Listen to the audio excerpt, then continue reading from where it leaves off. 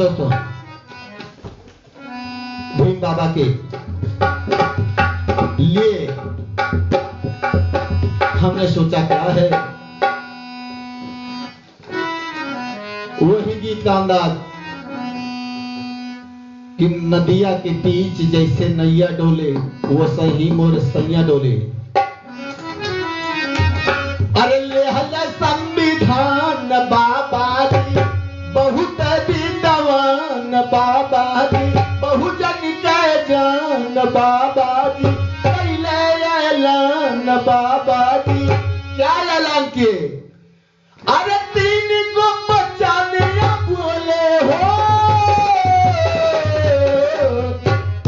शिक्षा और संगठन जरूरी हो लेकिन संघर्ष नैया डोले हो। शिक्षा और संगठन जरूरी हो लेकिन संघर्ष नैया डोले हो।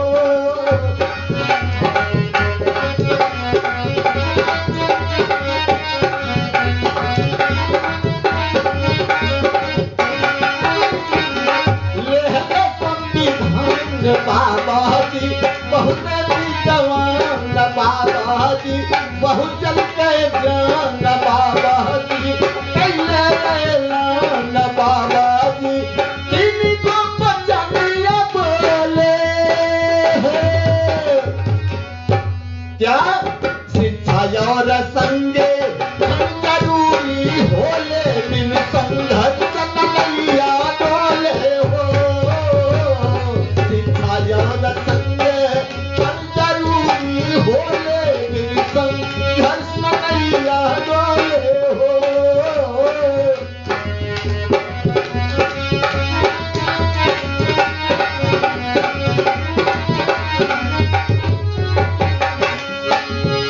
भारत रतनवा बाबा नहीं गुजरे काशी काबा मानवता की राह पे चले पाखंडी सबन से चले।